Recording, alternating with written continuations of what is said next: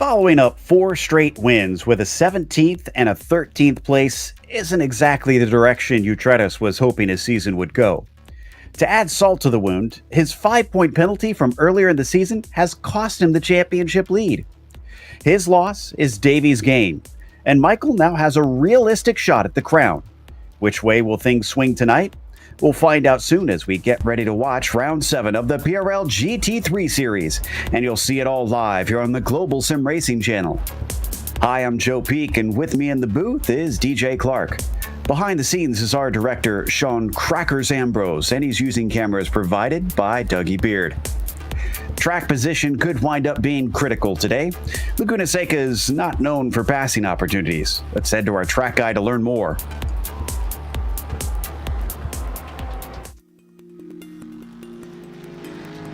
Welcome to Laguna Seca. Located just east of Monterey, California, it's hard to deny that this is one of the more scenic American road courses. It travels up and down a hillside which not only offers spectacular views, but one of racing's most iconic corners.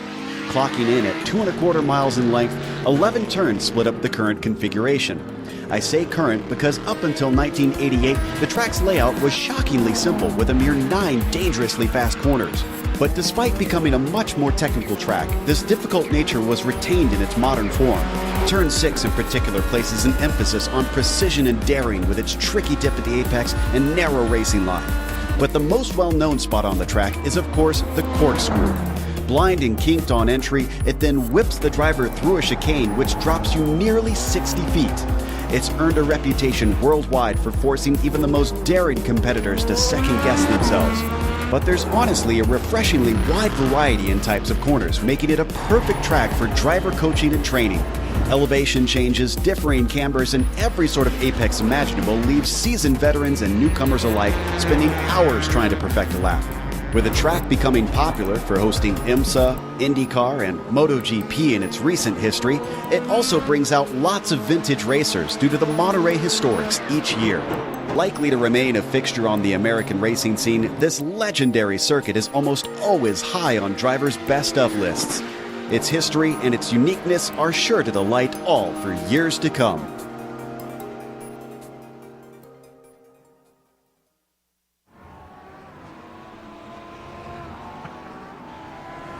Well, DJ, this is part of the base content, so a lot of the drivers are pretty familiar with this track. But, as I say about a lot of things with racing, it's easy to learn, but hard to master.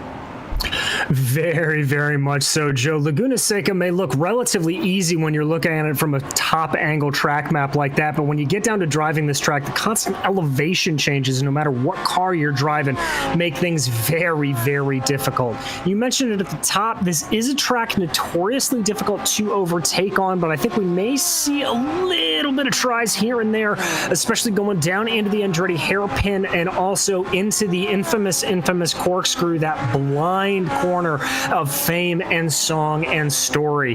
The biggest thing here in these GTs, though, I think to really, really watch is going to be how they handle some of the fast sweepers that make up the second sector of this track. Talking about turns 4, 5, and 6 in particular. That's a lot of brush braking that we see in the more open wheel cars that we're used to seeing around here. Very light brushes on the brakes. But in these GTs, to get the heavy frame slowed down, it's going to require a little more effort, and it's a lot more complicated to get right.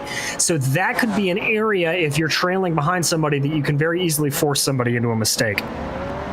Mistakes could be important today, trying to get those passes done. But before we get to the race itself, we want to remind you that today's race is brought to you by SimMSA. Simulation Motorsports Affinity provides many consulting services, from completely customizing simulators to managing teams, individual drivers, and complete events.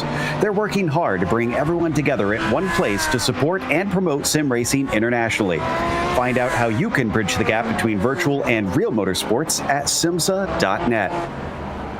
The PRL GT3 series is also brought to you by NinjaTrader. Ready to compete against the financial markets? Supporting over 60,000 users across the globe, NinjaTrader provides award-winning trading software and brokerage services. NinjaTrader is always free to use for advanced charting, backtesting, and trade simulation.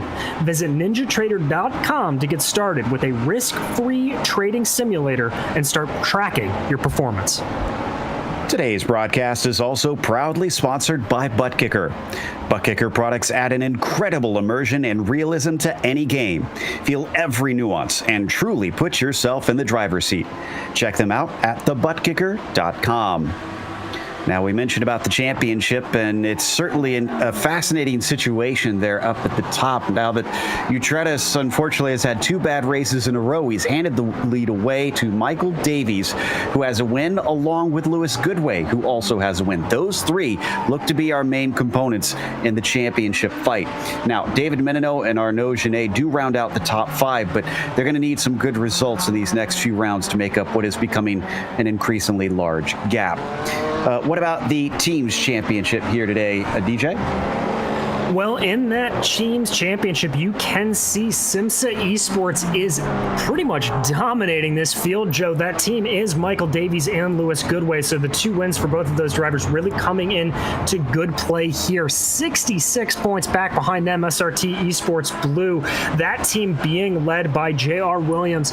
But from there on back, it's a relatively tighter fight. Davidson Motorsport Orange, they're only 20 points back of SRT, with SRT Esport Orange about 10 points back of them, and Radicals LATAM Red, they're sitting back there 7 points behind SRT. So really that battle between third and fifth, and I'd argue throw second into that mix as well, very much up for grabs. Indeed. Now, what about today's race? Why don't we look at the details? We're on round 7 out of 10. It's getting towards the end of things. It's a 40-minute race today, and it is open setup, but they have limited the fuel of these cars compared to what they have in real life. So you can expect at least one pit stop for fuel. And with this track having a few places where you can accrue off tracks, they do have to watch out for those incident points, because at only 11, they get a drive-through penalty. And then beyond that, when they get to 17, they'll actually be disqualified.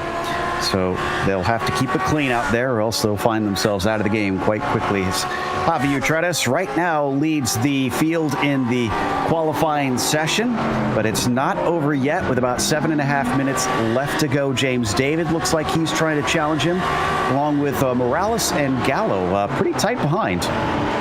Yeah, this battle for second really heating up here, although Utreris does have about 4/10. Whoa, that's not going to help his time. That's Javi going around right there. So James David instead now comes through and sees if he can do any better in his Lambo. It's incredibly tight between David Morales and Gallo right now. Barely over a tenth between the three of them. We're watching David work his way up the hill, and it looks like coming up towards the corkscrew. Let's see how the Lamborghini handles coming up into the braking here, and then plunging down that infamous corkscrew. Looks pretty solid, pretty stable. And he's got to make up 0.4 of a second to get by Utretis right now. So he needs to start making inroads if he wants to try and challenge for that pole position, which is worth bonus points. It is, but he's kicking up a lot of dirt there on the exit of some of those corners coming around. A little bit of twitch there coming through the final corner as well. So David looking like he's not going to be able to improve on that lap there. Oh, but Morales does. A 20.8 will get him on the front row. Interesting stuff. Okay. Meanwhile, looks like Gallo and Goodway still have a ways to go before they come around for their next time lap. So we look at Menino, who sits in 10th, but he does not improve on his 21.9 that time by. Instead, right behind him, Brett Thurman, 11th, and his 22.3, also not an improvement. Now, a lot of these guys struggling to get some laps down here as we watch Jordan Walker coming to the line. Jordan's currently 25th. He's going to cross the line, though, not able to improve, so he will stay 25th as is, driving that BMW around the track. Brian Hotham now in the Ferrari trying to come across the line. He is going to improves his time by about 0.5 of a second. That'll bump him up 2 positions up into 23rd. As that was happening, Michael Davies finally got his first competitive time in, and that jumped him up to the second row. He hasn't put very many laps in. In fact, he had one warm-up lap, then I see a bunch of missed laps, so must have had some incidents, and then a single timed lap on the board. Very strange for him, as Flores that time through. Looks like he also was on a warm-up lap. So he'll have to cycle back around to give it another shot. Here's Gallo now, and I think he's slowed down on that one, as looks like he's now getting going on a flyer. What about Brian Rossi as he comes to the line? Looks like Brian's going to be unable to improve there in that green and black machine. So Brian's going to have to keep going a little bit harder. Currently sat in 28th. Brett Thurman deciding to call it a day on that lap. He's going to come into the pits, but here comes Julio Palacio powering off of that final corner. So important to get that line there. It looks like he's able to improve. That's going to bump him up to 6th. Nice job by the 194 car. So what about Genet just behind him? Currently sitting in 11th, has to make up a 10th to get to 10th position, but a 127.9 will not do it, unfortunately.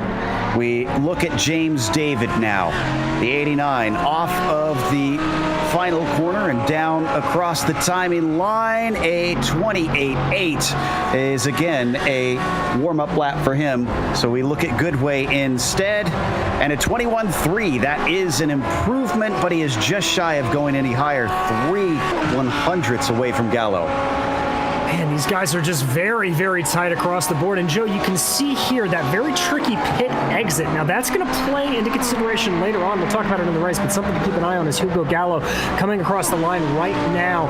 He looks like he is on a warm-up as well. Utreres on a warm-up as well, but he's going to be trying to improve his time, feeling Diego Morales breathing down his neck. I want to keep an eye on the 666 at some point, because I think his warm-up looked like he had better pace than where he sits right now. Instead, we're watching J.R. Williams as he comes out of the final hairpin and down to the line. Let's see if he can go quicker than this 21.7. No, he cannot. May have been a warm-up there for him as we watch Thurman coming across the line as well. Arnaud Genet comes across, able to improve his time ever so slightly, but that's just going to keep him in 11th position. Here comes Ceballos now. Looks like he is on a warm-up as well. This is going to be a slower time for him and his Audi. David now comes to the line. 3/100ths of an off. I think the next one through will be this 969 of Kenny Rodriguez, also sporting the Lambo.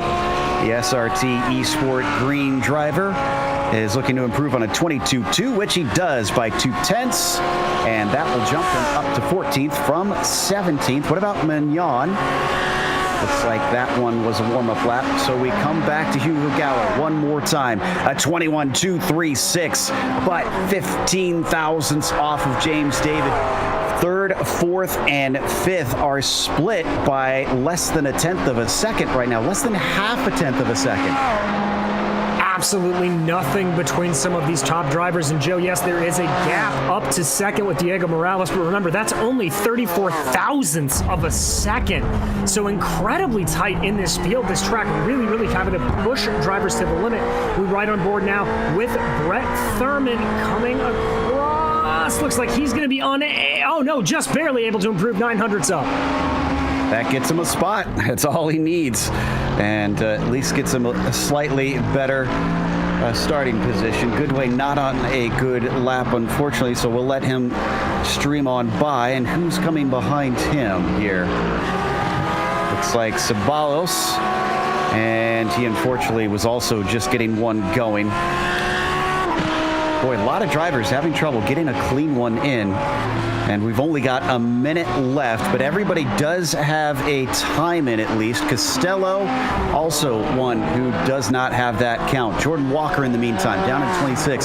Certainly wants to see a little bit higher than this, but that's not going to do it. Flores in 8th. Another one. Boy, everybody just maybe coming out for one final flyer here, getting cool tires on it and giving it a go. I think it's certainly worth a shot. Here comes David Menino. We're normally used to seeing him a little farther up the field than he is. He's currently 13th on the grid, unable to improve there. So we check out Genet, and let's see if we finally get someone who's going to put a time on the board. He does, but it's again an out lap. 20 seconds left now. Who else is out there still running one? I see Thurman coming across the line at 22.4. It's about half a second short of his best. Yeah, it just looks like nobody's able to find time here, Joe. We really haven't seen too much of a change in the weather or anything like that. Just Laguna Seca proving very, very difficult for these drivers. Here comes Kenny Rodriguez, very clearly on a slow lap. J.R. Williams behind him was on a quick one. A 21.3. J.R. gets up to 7th just as the checkered flag flies. And it looks like Tony Costello, unfortunately, not going to be able to improve on that one as he spins it out of the final corner. Jorge Flores, way farther down than we're used to seeing from the 929. What can he get this time through? 21.492 stays at 21.492. No better than 9th for him. Just can't get that power down, but we're going to check out Julio Palacio here as he works his way through this last corner. This is a deceptively tricky corner as well, Joe. It's a wider apex than you would suspect it to be. Palacio coming to the line. He's currently 8th, trying to beat that 21.3s off by a 10th. Morales, who's in 2nd. Oh, can't find it. 21.0 is just shy of 0.2 slower than his best lap. We're back to Brett Thurman once again as the driver in 12th crosses. That's not going to go any quicker, unfortunately. Hugo Gallo, in a last attempt, also fails to improve. Looks like we've got one last runner here. This is Aldo Secklin in his Ferrari. Tries to throw that car in the corner. You can see just how hard he's taken that inside curbing, letting the car run out wide. That's good for Aldo. This may be a little close at the line. He's got a faster time. Oh, but it didn't count. He had an off track somewhere in there. So the 666 stays in 10th. That brings us to our starting grid for this evening. Javi Utreras grabs the pole and gets one of those valuable bonus points to try and chase down the lead. Diego Morales will start in 2nd with James David in 3rd. Our leader in the chip, Michael Davies, will be on the outside of row 2 with Hugo Gallo starting in P5 and Lewis Goodway 3rd in the championship. He'll start 6th today. J.R. Williams, P7 for him, will be followed by Julio Palacio in the 8th position. Jorge Flores starts 9th and Aldo Secklin rounds out your top 10. No, Genet is going to start off in 11th, and flanking him will be Brett Thurman. David Menino will be starting behind him in row 7 with Kenny Rodriguez alongside him. Pepe Ceballos in 15th, followed by Tony Costello. Felipe Magnon in 17th, followed by Jay Shallington in 18th. Eduardo Lorente will be lining up on the inside of row 10, flanked by Matt Hilton. After that, it's Christopher Rines in 21st with Barry Cochran in the 22nd position, David Flanagan on the inside of the next row, and Brian Hotham to the outside. Spencer Simkovich will be starting 25th, and Jordan Walker in 26th, then Drew DeWeese in 27th, Brian Rossi 28th, and Gary Schilling rounding out our 29-car field here today. I do see all of them in the session, so hopefully we should have all 29 taking part here in round 7 of the season for the PRL GT3 Sprint Series. We'll get a warm-up lap, which could be important to getting those tires up to the desired temperatures. As we mentioned earlier, it is slightly cool on the surface today, so it will be important to try and make sure that you get them in the right operating position. Slightly windy, it looks like, as well, DJ, as we got about 12 miles an hour, I see.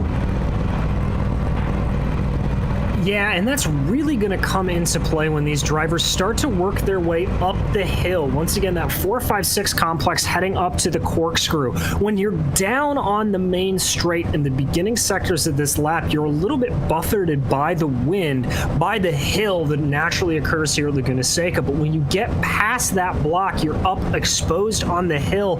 I think you could get a little bit of buffeting going on, and so we'll have to keep an eye if anybody catches a few stray gusts and maybe loses the car at the top of the hill. So they take off after the Porsche pace car to work their way around on our pace lap. One thing that I am also very pleased with is the breadth of makes of cars that are up towards the top end of the field. It seems like in some races past, DJ, it's been very slanted towards one make, but the GT3 series seems incredibly well balanced, especially at this track. You read my mind, Joe. In those top groups, we don't really have 2 Audis to lead us off in the front row, but behind them, it's a Lamborghini, a McLaren, a Ferrari, and a Mercedes. So incredibly diverse makes, and it's one of the things about Laguna Seca. There are a multitude of corners here that you have to really find a compromise setup. You can't run something straight out of the book, let's say. So very clearly, these cars favoring different portions of the track. It'll be interesting to see if that comes into it. So for example, as we get through the corkscrew and some of the slower sections, we may look to the Lamborghini or the Audi that have a little bit more acceleration. Maybe the McLaren will have a little bit more top speed down the straightaway. It's all going to come into play, and it'll be something to check out. Certainly, and that's one of the things I do like about this track is there is so much variety in the corners here. It's not just the corkscrew that makes it special, but they've really panned it out amongst on-camber, off-camber, slow, fast, you name it. It is a real test in a short amount of corners, short amount of distance around this track in California. Out of Rainy Curve they come. There's not much time before we get going today here for round 7 of the PRL GT3 series. Utredas looking to finally get another win after 2 races, not only off the podium, but without finishes within the top 10 even. So can he keep it clean, and can he see victory lane? Out of the final corner. Is he going to go quickly? No, he's going to back him up. Few cars almost getting checked up behind him, and green flag is out. Utredas is off. It's a very good start for him. James David almost squeezing over into Morales. Morales has to weave, gets into 2 different cars. Hugo Gallo gets another shove. They're going to go 3 wide to his outside. It appears to be Lewis Goodway, but eventually they get it sorted out, even though it looked a little rough. I think everybody looks to be getting through clean.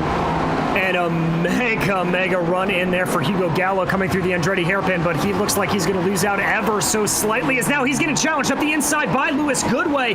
Good battle developing there. You can see it. Goodway forced to fall back behind, but Gallo's got his hands full as they work their way up the hill, and he gets up and he gets hit. Oh no, that was Goodway who gets into the back of him. And Gallo, unfortunately, goes well down the order with serious damage on the car. In the meantime, everybody else able to keep going, and there's a huge checkup behind J.R. Williams. In fact, Michael Davies might have a shot into the corkscrew, as we saw the leaders now heading through there side by side.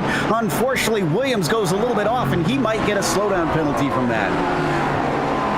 I think he just may have, or that may be a little bit. Oh, there's a big check up there. We've got another spinner coming around. Oh, no. Collisions. That's Janae who comes across course. Everybody trying to take avoidance maneuvers. Oh, my goodness. J.R. Williams involved in that, and it looks like another one off is Tony Costello, unfortunately. We'll try to cover that a little bit later, but despite things looking like they started okay through the Andretti hairpin, from there it all started to fall apart, all kinds of contacts and wrecks. Your leader, though, is Utredas, with David about 1.2 seconds behind. Morales rounds out your podium, 8/10 back in 3rd. Well, and even though David was able to avoid a lot of that caution, was able to look in his rearview mirror through a good chunk of that opening lap, and that's allowed for Javi to pull out about a 1.4 second gap to second place right now. So Javi really looking to try to put this thing away early as much as possible. Well, that spread everyone apart quite a bit, so I think we do have an opportunity to try and look at some of the incidents that happened. Let's see what we'd like to pull up first here. Let's start with that incident into turn 5 with Gallo. I think that was a good way that got into the back of him. It was a great fight through here, holding it side by side, and then suddenly he didn't anticipate where that where that Ferrari is going to brake, and unfortunately that meant he got into him. So here's Williams, who was the other one that had an off going through the corkscrew and then out of Rainy Curve.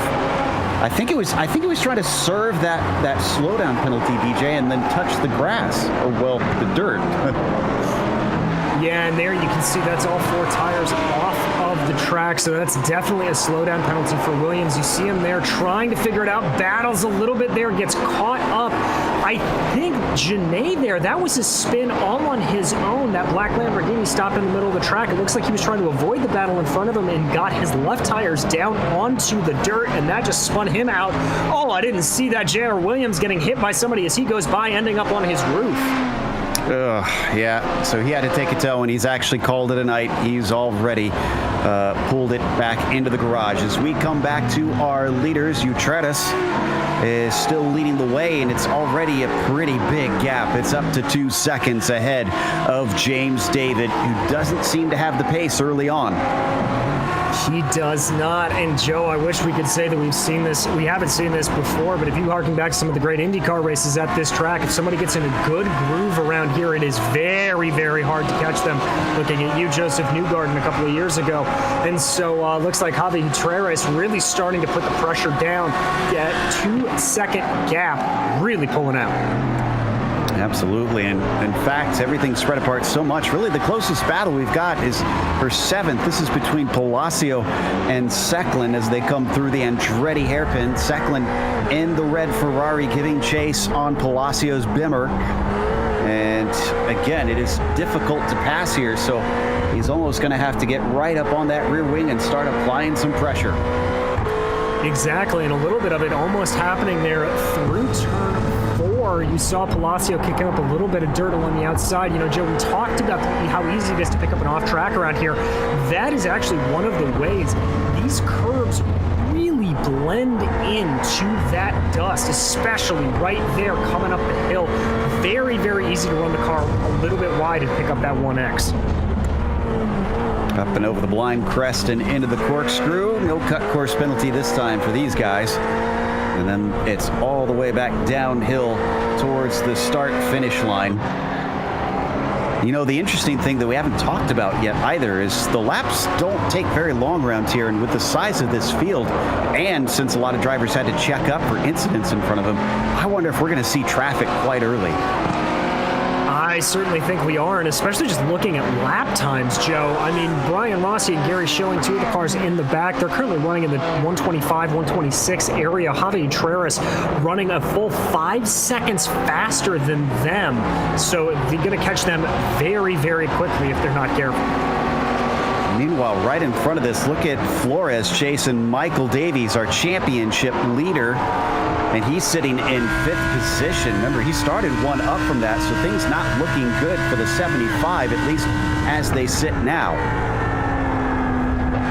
Very, very good of him to keep everything nice and contained there. You see how he's having to saw a little bit on the wheel. That car just a hair unstable coming out of the curves. Catches it just right there. Looks like no pressure. And again, you'll be able to see as he crests over the hill of the corkscrew, diving it down. The flames coming out of the back of the McLaren there, just trying to catch him in. And Joe, you know, these cars, they don't have as much downforce as you'd think in a single-seater, but they are still generating a good amount of push down into the track. And what that means is that when you follow closely behind, you will get an upset car, and so it becomes more difficult to chase down through some of these faster corners. And I think that's one of the reasons why you're really seeing a lack of overtake. Yeah, Back onto the front stretch once again, and nothing changing amongst these top cars. It's Utredes, David, Morales, Goodway, Davies, Flores, and Palacio, as well as Secklin, essentially in your top 8, and then you've got a big break to anyone back behind them, which includes David Menino at the front of a couple cars. I see another driver in, Barry Cochran, and I'm not sure.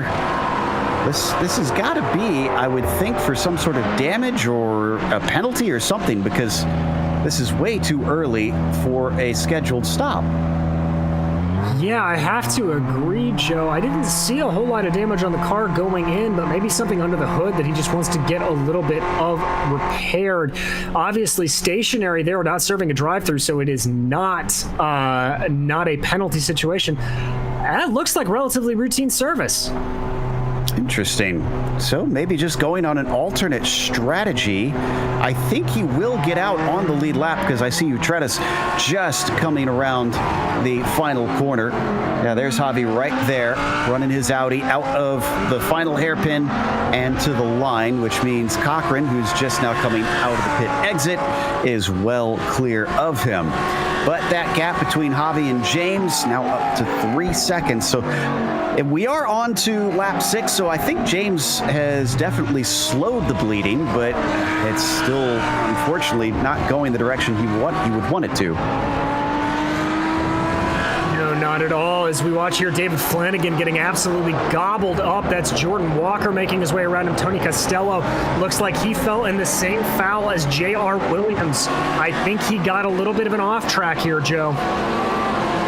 Yeah, very slow right there. I'm checking to see. I don't think he has the cut course here. This is very strange. Yeah, nothing about that looked like he was very far off at all. In fact, he was barely on the curbs.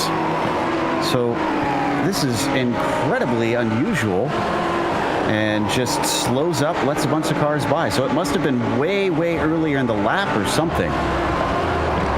Yeah, and for those unfamiliar with the iRacing simulator, you do get a slowdown penalty if you egregiously cut a track. And as of a few updates ago, they did add a feature where you see a timer in the amount of time that you have to serve it. That's normally about 30 seconds. So he could have theoretically picked it up pretty much all the way back on around turn 4 or 5 and elected to serve it after the corkscrew there. Heading back to 6th place, where Flores starts to see his teammate Palacio gaining on him and bringing along Secklin. We were watching this earlier. Flores, remember, was trying to attack on Davies and seems to have dropped a bit here. So this means he's suddenly under attack as the car's starting to go away after he's taken the good out of the tires. It very well might be, but at the same time, Joe, these tires are made to take a good amount of punishment, so it's not necessarily wear that he's going to be dealing with more. It's going to be heat in the tires. He's going to have to go for a couple of laps, not nearly being as aggressive, just trying to get them to cool down a little bit more, and then they'll come back into their operating window and he'll be able to drive fast once again. Oh, no, David's off big time. Car is smoking, I think. It looks like he's got quite a bit of damage. Turn 6 may have claimed another victim. Let's see. Oh, no, he just clobbered the inside curb. It looks like he may have run a little bit wide on corner entry, and then, Joe, you hit the nail on the head. Just absolutely attacked way too much of that curb. Now, it looked like the engine cover was off, and maybe it's just my eyes deceiving me, and it wasn't smoke. It appears just the dust kind of clearing as he skidded to a halt there on the outside of the corner. Whatever the case, he winds up down in 11th, and yes, he still has his hood, but he did get a little bit of damage from cutting that inside curb. They're not made to be ridden that hard. No, they are not. These cars, not the biggest fans of those big sausage curbs, so you can see the damage on the left front, that headlight area definitely taking the worst of it. Looks like, by the way he's driving, he doesn't have any main suspension issues, no problems with the underpinnings of the car, just a little bit of cosmetic damage, but that will slow him down a little bit as it will reduce the aero effectiveness. I was trying to give a glance to see if we've had any hard chargers here in the first 10 minutes or so of the race. Honestly, I think one of the best is Matt Hilton, who qualified 20th, and he is up to 12th position. The 09, who you see on your screen now, running that Ferrari quite well. A little bit off the apex, though, through turn 6, but he's keeping it on the track, and that's the important bit. He is. Many of the best drivers in this series falling afoul early on, so Hilton doing what they could not, plunging down through that corkscrew. That view will never, ever get old. Now getting it down, nice to take the corner nice and wide, immediately have to set up again for that turn 10, and then dive it down here with this deceptively long left-hander to get back onto the main straight. And we've had 2 wrecks recently. Christopher Rhines is one of them. This is the 111. Actually, this is a very good catch. He's right in front of Eduardo Lorente. Lorente manages to keep from getting involved in it, but he loses a spot in his avoidance. Watch this. Lorente's in the blue car, and that SRT machine is one we were talking about, Rhines. There it goes. Woo! Hoy, Lorente is going to be thanking his lucky stars after that one. Now, the other one that I mentioned had a big incident was DeWeese. We don't need to go back to this, but he lost it coming out. Oh, my goodness. What an onboard. Great catch there. He's so easily to spin the car trying to get on the brakes that quickly in a place you're not used to. But DeWeese, unfortunately, hit the inside of the wall at turn 6, which is a pretty common thing to do in just about any car at this track. So he'll fall back down to 25th. Ceballos, in the meantime, who was right by what we just watched with Lorente and whatnot, is trying to run away from Eduardo after he got that spot. And now Lorente has Genet just behind him, along with Brian Hotham. So this developing up into a nice little battle there. You see the Lamborghini behind starting to climb the curves, thinks about going to the inside. You don't want to do it there. That's really only a third gear corner. You don't have enough heavy braking to get it done as we ride on board with Lorente. Genet trying to get a little bit more of a narrow line, slight wiggle off of the rear end there for Genet. That's going to cost him a couple of tenths. You see the inability to really close down that gap as they come down the hill going into Andretti. Oh, but really good on the brakes. My goodness. Genet suddenly gets right underneath the rear wing, almost gives him a hello. If he could use that to his advantage on another run down into the Andretti hairpin or maybe somewhere else on the course, he could certainly get a bomb in there and manage to sneak the spot away. But we're closing in already on the halfway point. These sprint races go by fast. You have to wonder who is going to split it up half and half just to try to get the jump and see if they can get that valuable track position. Well, it's, I think, going to depend a little bit on where you're running in traffic, Joe. If you're coming up on a gaggle of slow cars or you're caught in a battle like these guys are here, you may want to think about trying to go down to that pits a little bit early to just try to go off strategy. But if you're running clean, I would say try to extend it as long as possible, as normally that's the way to do it. There you see Genet again, very good on the brakes. Hoy, hoy, almost into the back of Lorente here. He's got to get this exit now coming off of the final corner. If he does that, I think it's a matter of time. He goes to the inside. He knows he's good on the brakes too, because look at that move. No hesitation, and the 312 snatches 15th place with that one. So briefly had it, but then he had to give it back, unfortunately. As all this has been happening, Utreta's now 7 seconds ahead of Morales. So our leaders have not been coming together. They have been spreading apart. We're going to jump back up to Utrera here as he works his way down the hill, just out of curiosity to see if he decides to come into the pits, kicking up a little bit of dust with those left-hand tires. So Utrera's not going to be coming in at this point. Nope, he's going to stay out. Now, our drivers who have pitted includes Christopher Rhines, who we know has had a bit of an incident, and Barry Cochran. Rhines is out ahead of the two of them, not by much. It's about 2 seconds difference between the pair. They are still on the lead lap. And then the next car up that is yet to pit is Drew DeWeese. But to tell you the amount of time that they lose in the pit stops, it's still 17 seconds up the road. Yeah, it really is. The pit stop delta we're looking at here today between about 42 to 45 seconds, if I would gander a guess. So gonna have to be thinking about that as these drivers start to go into the pits. There you see Drew, a little bit of damage, I think, to the right, or no, excuse me, that is Gary Schilling ahead of him. Looks like Gary's got a little bit of damage to the Mercedes, but this turning into a little bit of a battle here. It is indeed. This is for 24th position, and remember, Drew did have an incident hitting the wall out of turn 6. We don't know what that car is handling like, what its speed like. It looks pretty good compared to Schilling, though, as he comes down into the hairpin. Did he overshoot it? I think he did. He goes way wide off the corner, but Schilling is a little too polite in the process, and DeWeese is going to take 24th. That was a good move from DeWeese, especially as this track starts to cool a little bit. I think that's going to be a very, very good area to overtake. That's the second move we've seen done there, so kudos to Drew making the move when it counts. Going back up towards the front, Julio Palacio has a mirror full of a 666 car. Aldo Secklin still chasing him around in his Ferrari. This is a battle for P6. And just 2 more minutes before we find ourselves hitting that exact halfway point here in this 40-minute sprint race. Coming down through the Andretti hairpin, Secklin just not able to get close enough to Julio to really give it a go. No, he's not, but he's really able to close up through the second sector of this lap. And these fast sweepers, it seems like that's where the car really comes alive for Aldo. Just able to get the power down a little bit earlier and really, really take it up to Palacio. But Palacio able to pull away a little bit more in that Bimmer with a little bit more top speed down the main straightaway, it seems like. So there's a major give and take in this battle. And you talked about it earlier, the cars are going to have different strengths at different parts of the track, so we'll have to take that into account as they continue to fight here. The BMW, one of the newest cars on the service. In fact, so new, it is considered a prototype in the real world.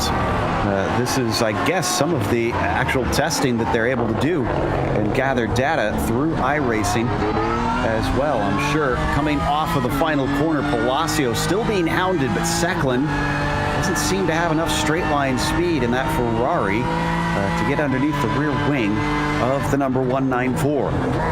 No, he doesn't, Joe. Every time he dives down into that final corner, I think Aldo may be able to have a run at him, but not really able to get it. Also very interesting to watch the different lines both drivers are taking through the Andretti hairpin. You saw just how tight Secklin was taking that, kicking up a little bit of dirt on the inside on the first apex there, just trying to minimize the amount of time he's spending on the track, whereas Palacio running a little bit of a wider line, trying to keep up some momentum. And I'd argue right now that that's working in favor of Palacio, as he seems to be able to pull away a little bit out of the hairpin. Understanding that Lewis Goodway may have had an off recently. 74, about 1.5 seconds back from Morales, so it didn't seem to cost him too badly. There you see the Merc down through Rainy Curve, but they are dealing with lap traffic. They've got Christopher Rines in front of them. This is one of our drivers that came in for a pit stop. Just heard another one entering in. Gary Schilling is now deciding it's better to get out of the leader's way and take his scheduled service. Well, I have to say, for Gary, that's certainly the way I would prefer to do it, but this is definitely going to be within the pit stop window there. You can see the Audi diving down to the inside. Yep, that's Rines just trying to stay out of the way, and this is sort of the bad aspect of pitting early for these drivers, is now they're getting those blue flags. We got another front runner taking the opportunity to get his fuel. This is David's Lamborghini. So I want to say he was in the realm of where Barry Cochran and Christopher Rines was. Let's see if he will be there after the pit stops are done. Oh, very quick stop there. 9.3 seconds for James David. Off and away.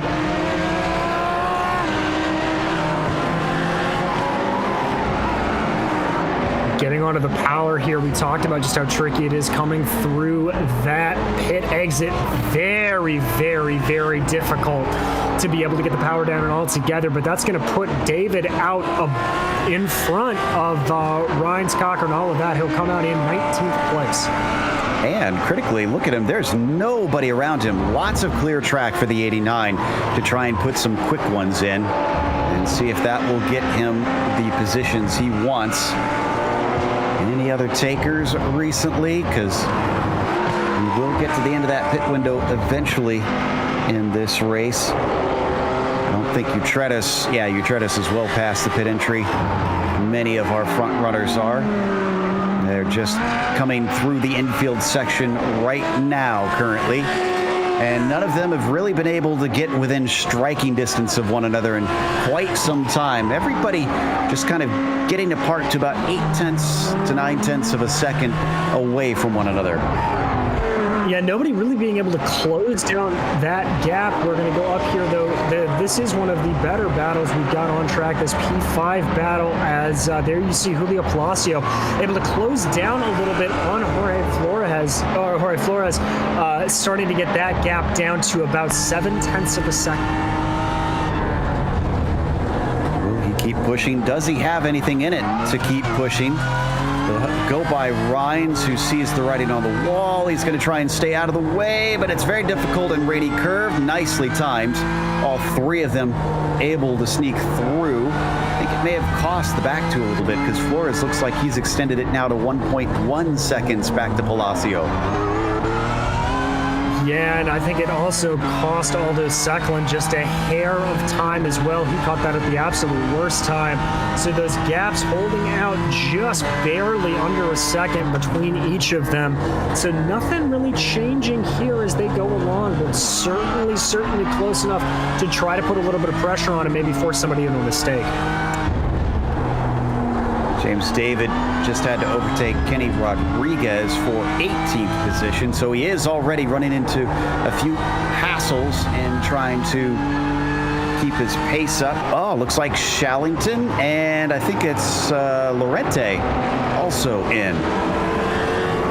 Yeah, there you see Lorente and Shallington both on your screen. Both of those blue beamers coming down to a stop in pit lane. This is a short enough race. Nobody's going to be taking tires. Nobody wants to deal with that pressure.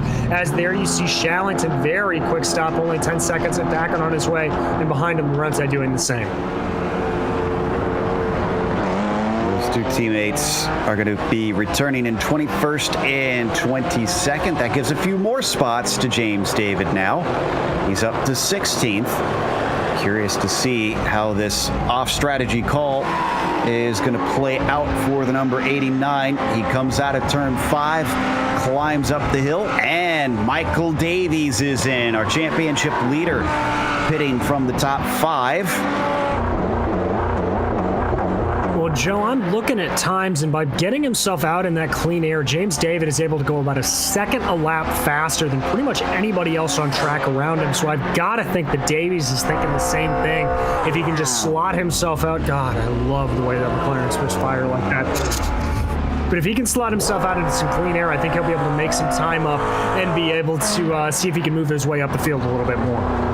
Davies is out and past the cones, but here comes James David. I think Davies should be well ahead of him. Yes, indeed. And he's coming down to the hairpin now. But I think Michael might be in the midst of quite a bit of traffic. He's going to come out right next to Arnaud Genet. This is for position, even though Arnaud hasn't pit. And it looks like he's going to be given the clear. Genet backs out of it. That could be critical for the 75. Massively critical, as we've seen just how much time you can lose being stuck behind a slower car. So very heads up driving there from Genet to let Davies by. Genet recognizing this is a title contender and doesn't want to mess with him. And it does definitely help that Michael Davies is the only McLaren out there on the circuit today. So a pretty noticeable car from his competitors. Interestingly, he took tires in what is an incredibly short race in only 13 minutes to try and take advantage of him. I don't know if that gamble is going to pay dividends as we watch out of his gearbox, looking back at Genet, trying to continue to leave behind those drivers who have yet to come in for fuel. Yeah, he did indeed take tires there, Joe, and I do not for the life of me understand the logic of that unless he has just been absolutely chewing them up. Maybe that McLaren running a specific setup where it just, tears up the tires in the way that he drives it, but I don't know why else. Meanwhile, P7's been getting awful close between Menino and Thurman, two of our SRT eSport teammates, coming down under the Mother's Bridge and braking for turn 5. We haven't seen a lot of on-track battles here today. It's been more of a pressure cooker and who can run the best strategy, but we might yet have these two make it a little bit spicy for us in the final 10 minutes.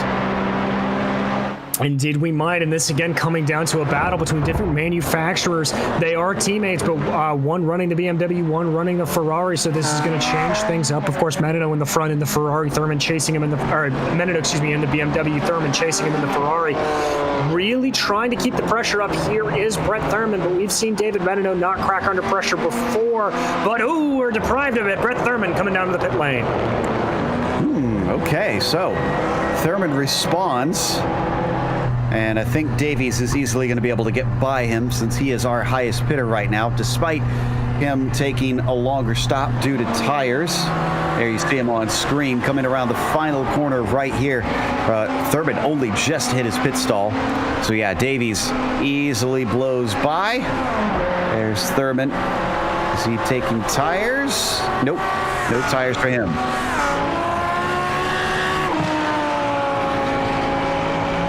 James David with the momentum is going to overtake Brett Thurman with ease. So James David now up to 13th. Looking more and more like that early pit stop for James David really starting to pay off there. So a good strategy run for him. Also important, Brett Thurman able to get out ahead of Kenny Rodriguez. So only David ahead of him. Let's go. Oh, and Diego Morales is in. From second place, the number 21, decides now is as good a time as ever. I think he's going to overtake the highest pitter spot from Michael Davies here soon. You can see him looking for his stall and eventually finds it. A little bit of a slow entry there into his stall. That'll cost him a couple of tenths. May not be too big, but with an 8.75 flat stop. That's a great one from Diego.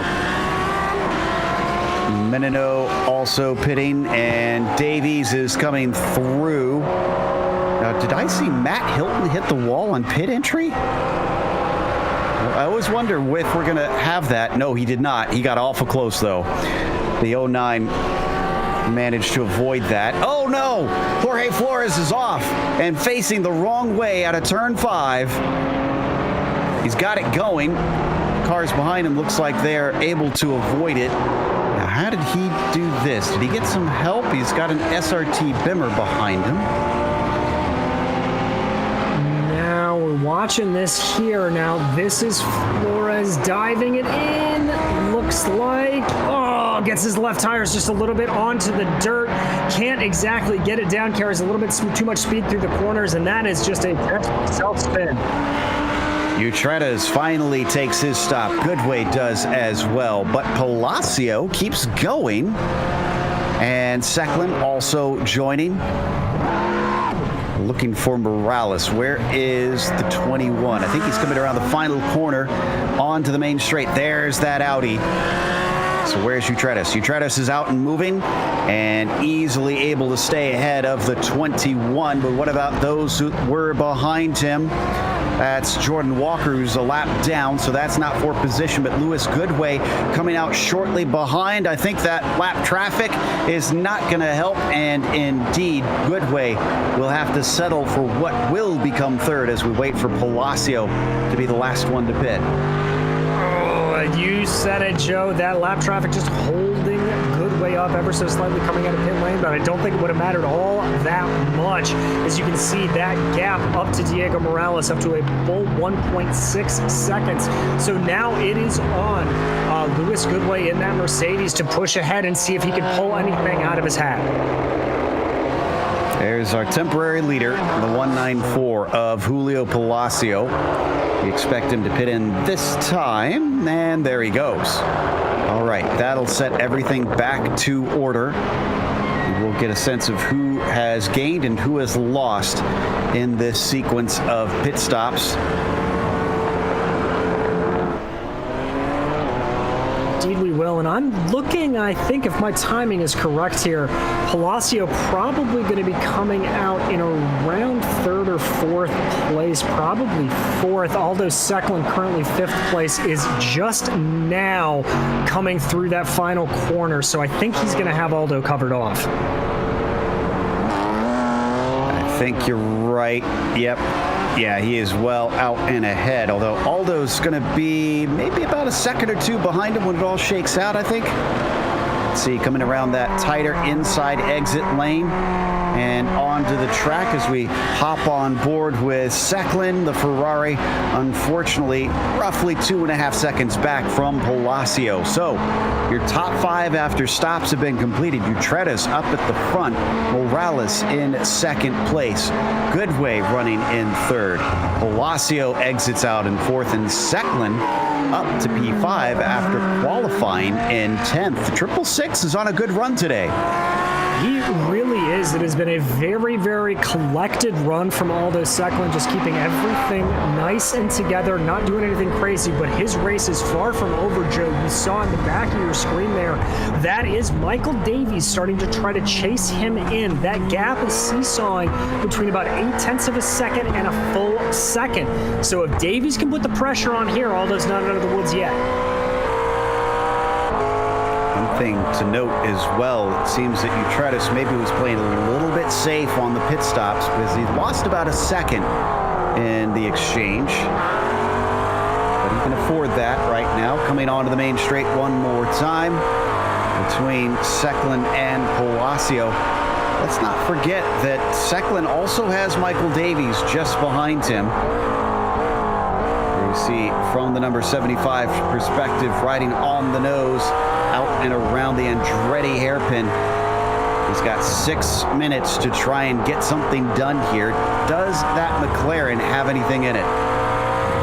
Well, he's been able to take out about 2-3 of a second over the course of that lap when we started following in, but we've seen how these cars can seesaw at different sections of the track. But this may be a good move here for Davies. If he can keep the power on, he looks very, very collected here. Now getting that gap down to about 0.3 of a second, so Davies is charging. Yeah, I think he really wants this 5th place because remember, this has championship implications right here. Davies leads by a mere 3 points over Utredas, and who was that just off? I think that's SimRacing. Looks like he is just trying to stay out of the way. But as I was saying, Davies, if he can get into 5th place, that'll lessen the damage because he's already going to lose the points lead at this rate if Utredas takes the win. The question is if Goodway at 6 points back is going to be able to overtake him with his finishing position of 3rd. He just might be able to, I think, if Davies doesn't get by Secklin, but if he does, I believe that means Davies will be able to hold it, but don't count me on that. Math was not my strong subject. Down, working under the Firestone Bridge into the deceptively tricky turn 4. Davies still not able to attack. See a couple more cars in. We must have missed a wreck a long time ago from Kenny Rodriguez because he's been taking repairs for over 6 minutes. But Simkovic, who I'm pretty certain had already pitted, is in for a second time. We'll have to look up to see what happens there. The battle for P3, look at this. For a second, I should say, Goodway trying to hold off Diego Morales. Yeah, Morales has really put in charge of these last couple of laps. Very, very strong coming out of the pits and was almost 2 seconds faster during the pit stop. So very, very good job for him to try to do this. Morales just absolutely putting it down. We tick under 4 minutes to go. So Morales has got to get that foot to the floor. As they come around the Andretti hairpin yet again. just not much of a gain there for the number 21. And this one is also fascinating. It's Audi versus Mercedes. The Audi known for being a twitchy car, whereas the Mercedes just kind of floats over the track. Going to be contrasting styles between these two, I'm pretty sure. As the sun sets beautifully here in California, off and into the Pacific Ocean, the podium has not been decided. No, it has not. And just a quick update, we were wondering what happened to Spencer Simkowicz. Looks like he got hit from behind going into the corkscrew. That was Philippe Magnon that got into the back of him, so that was what caused both of those drivers. But we got to focus on the battle right here, as this is really starting to heat up. Indeed, Morales is 3/10 away from the rear bumper of the 74. As we ride on board, looking over his hood. Oh, it closes in yet again under the braking into the final corner. He's trying to use as much of the track as he can here in the final stages, and this might be the best run we've seen from him yet. Does he look to the outside, or does he find an opening down on the inside? Looks like Goodway's going to leave it open, but Morales decides to stay right behind him. And you saw there just how much later on the brakes Lewis Goodway was. It looked like he was absolutely pulling away. That's a combination of Morales not wanting to rear end him, I think, and just a little bit of the car difference. That Audi notoriously twitchy. So that's going to give Lewis Goodway a little bit of a gap here. That gap is now back up to 0.5 of a second. But the Audi seems to really claw back time as they go up the hill.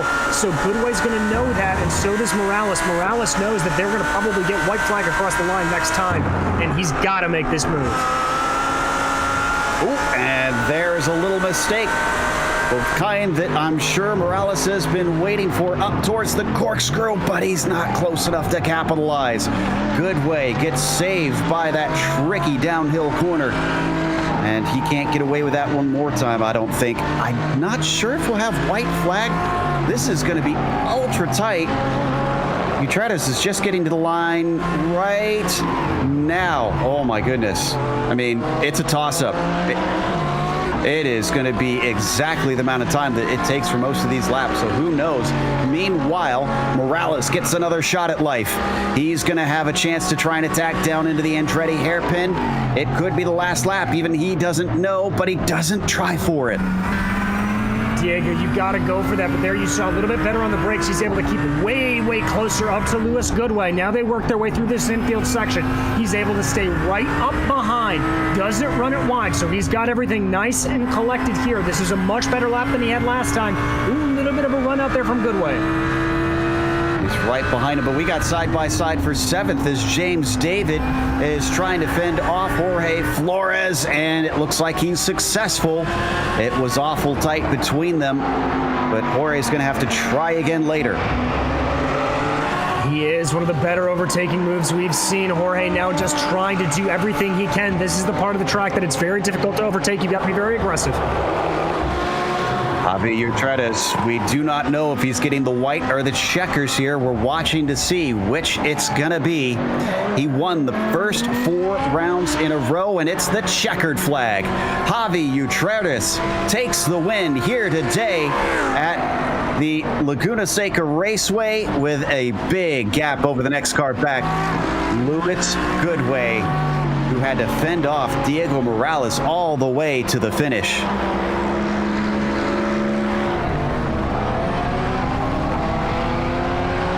Meanwhile, Palacio going to get a 4th there. As Aldo Secklin going from 10th to 5th. That deserves a tip of the hat. Poor Michael Davies, after his early issues, drops 2 spots in the end. And James David, a similar issue. Oh, we got a nice little fight, though. Looks like Costello going to have to work hard with Sebelius. Yeah, Sebelius not going to make this easy, trying to dive it down. Costello going easy. Here he comes. Ooh, I thought he was going to make a move down to the inside, but he's going to try to carry a little bit more momentum. It's now or never into the last corner for Sebelius. Can he do it here? No. That's a good cover there to get it done. Oh, but it's going to be a drag race across the line. Pipe's going to try and pinch him down. He cuts back across, and it's not far enough. Costello settles for 15th. Lorente going to be able to hold off Hotham? Yes, but by about a car length. That'll get him 17th. And those are our last two on the lead lap. So we're going to take a quick break here on the Global Sim Racing channel. We'll come back with the unofficial results as well as driver interviews. So don't go away.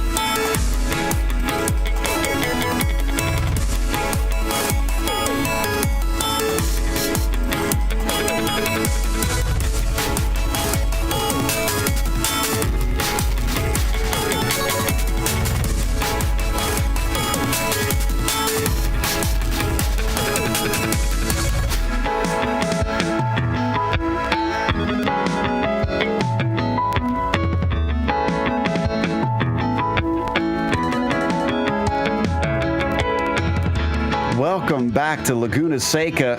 This round 7 for the PRL GT3 Sprint Series went to Javi Utredes once again, and we believe he'll reclaim the points lead with that.